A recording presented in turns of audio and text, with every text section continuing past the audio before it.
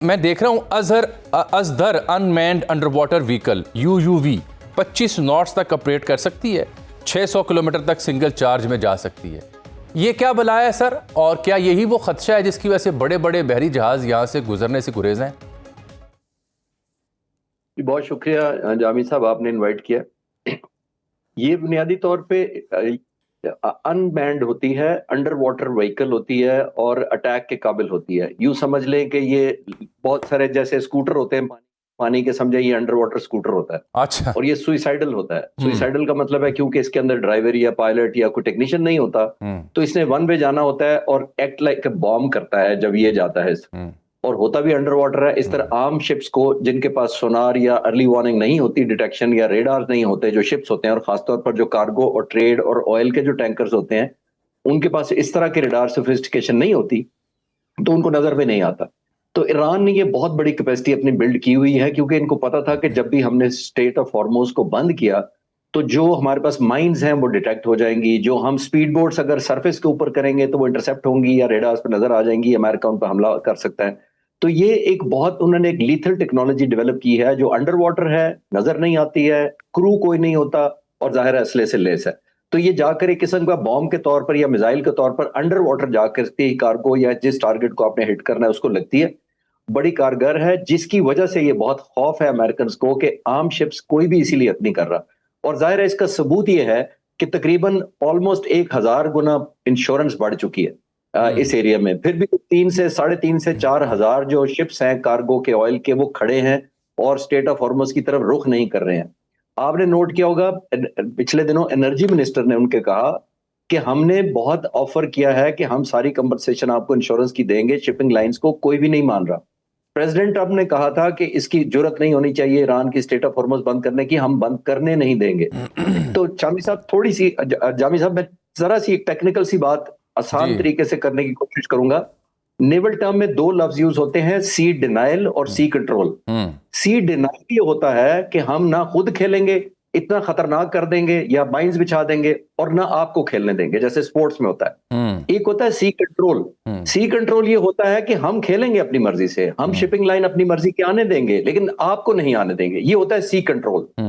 मैं देख रहा हूं इतनी बड़ी सुपर पावर जो रोजाना की बुनियाद पर क्लेम करती है हमारा कंट्रोल, हमने नेवी तबाह कर दी, हमने ये कर दिया, तो स्टेट ऑफ हॉर्मुज में 10 गुना इंश्योरेंस बढ़ गई, आप देने को तैयार है, सिक्योरिटी आप देने को तैयार है, एस्कॉर्ट करना चाहते हैं, फिर भी नहीं मान रहे। वो जो UAV हम बातें कर रहे हैं उससे डर के कोई शिपिंग लाइन आ नहीं रही। तो इसका मतलब है कंक्लूड हम ये कर सकते हैं, और आप और मैं मिलकर, कि दुनिया की सबसे बड़ी सुपर पावर की क्रेडिबिलिटी का ये आलम है कि ईरान के मुकाबले में लोग ईरान की थ्रेट को ज्यादा क्रेडिबल समझ रहे हैं, और उनकी सिक्योरिटी या अश्योरेंस, क्योंकि मिडिल ईस्ट में लोगों ने देख ली है, तो इसलिए उसकी इंश्योरेंस को कोई मानने को तैयार नहीं है। ये स्ट्रेंज फिनोमेना है। तो खालिद साहब, गोया आप ये कह रहे हैं, मैं आम लफ्जों में बात करता हूं, वो जो पंजाबी में हम कहते हैं, ना खेडांगे ना खेडन देंगे, यानी इस समुद्र में, आपने हुर्मज में ईरान ने ये नारा लगा दिया है कि भाई ना खेडेंगे ना खेडन देंगे। अच्छा, ये बताएं कि ये जब जी उन्होंने कहा कि असी खेडांगे तुसी नहीं खेडोगे, ये कहा उन्होंने। ओके, तस्हीह का शुक्रिया। ठीक, अच्छा ये बताएं कि ये जो UUV है जो आपने बताया, ड्रोन नुमा ये जो व्हीकल है इनकी अनमैन्ड, इसको अगर कोई बहरी जहाज़ या जंगी बहरी जहाज़ डिटेक्ट कर ले तो इसको ख़त्म करने के लिए क्या तरीक़ाकार होता है, और ज़ाहिर बात है वो फिर महंगे तरीन हथियार का इस्तेमाल होगा? आमतौर पे जामी साहब ये जो अंडर वाटर सबमरीन्स डिटेक्ट होती है ना, ये अपनी साउंड वेव की वजह से डिटेक्ट होती हैं, यानी ये एक साउंड क्रिएट करती हैं। जब कोई शिप आ रहा होता है या आपने मिसाइल फायर करते हैं तो दोनों साउंड क्रिएट करते हैं, एक होता है एक्टिव साउंड और एक होता है पैसिव साउंड। सही। तो बगैर बहुत ज्यादा कॉम्प्लिकेटेड आपके व्यूअर्स के आसानी के लिए मैं ये बता देता हूं कि जब तक ये साउंड इफेक्ट ना हो क्रिएट इतना सिग्निफिकेंट कि वो डिटेक्ट हो जाए, जब सबमरीन चलती है पानी के अंदर तो वो जाहिर चलती तो बैटरी पर है, लेकिन उसकी एक वेव्स को जो काटती है और जो फ्रिक्शन पैदा करती है उसकी मूवमेंट से, जो रेडार्स होते हैं जो एंटी सबमरीन इस्तेमाल होते हैं वो उसकी मूवमेंट को पिक कर लेते हैं। अच्छा, ये जो अनमैन्ड हम बातें कर रहे हैं, जिसकी हम बातें कर रहे हैं, ऑलमोस्ट लाइक अनक्रू अटैक वो होती हैं, ये साइज में बहुत ही छोटी होती हैं। ये मैंने जैसे कहा ना कि ये एक सुइसाइडल मोटरसाइकिल है अंडरग्राउंड, समझे, इतना छोटी, ये इसको सिर्फ इंजन लगा हुआ है और एक वेपन लगा हुआ है और इसने जाकर हिट कर देना। तो इसको डिटेक्ट करना बहुत मुश्किल है कि उसकी साउंड वेव्स इतनी नेग्लिजिबल हैं कि ये अंडर वाटर जो पानी की अपनी समंदर की वेव्स होती हैं उसके अंदर बड़ी जल्दी मर्ज हो जाती हैं। ये इसलिए long इतनी distance पे साउंड इनकी जो वेव या sound इतनी wave- हरकत तो एक आम डॉल्फिन मछली की इससे शायद ज्यादा हो।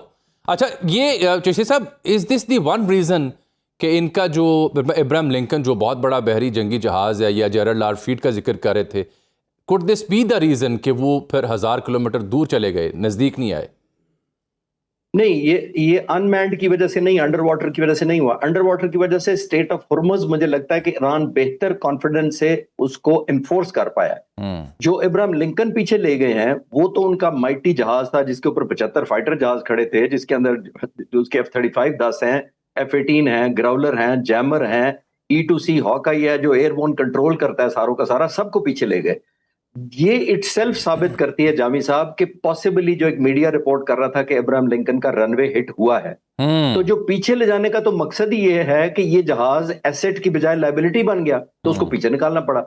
अगर वो सिर्फ एसेट होता तो उसको आगे लाकर ऑफेंसिव लॉन्च किया जाता, खासतौर पर उसके बाद बहुत जबरदस्त फाइटर फ्लीट है उसके ऊपर। लेकिन वो पुल बैक करने का मकसद यही है कि मुझे लगता है इसी को निशाना बनाकर प्रेसिडेंट ट्रंप ने इशारा दिया था कि रूस हमारी लोकेशंस बता रहा है ईरान को, और फिर उन्होंने कहा नहीं नहीं। ये और कल परसों बड़ी किसी अहम परसों बात, शायद आप बड़ी अहम बात का इंकशाफ कर रहे हैं कि इसका मतलब है कि इब्राहिम लिंकन का रनवे हिट हुआ, क्योंकि जो ईरानियन खबरसां इदारे हैं उन्होंने 2-3 बार इसकी तस्दीक की, दावा किया बार बार कि हिट हुआ है। और फिर दूसरा बहरी बेड़ा आ रहा था जेरल्ड लॉर्ड फ्लीट, उसके बारे में वैसे पता चला कि उसकी सेवरेज लाइन ख़राब हो गई है, बड़ा दबाव आ गया और वो शायद इसलिए भी नहीं आ पा रहा। तो ये फिर वजूहात होंगी कि ये दोनों पीछे हट गए।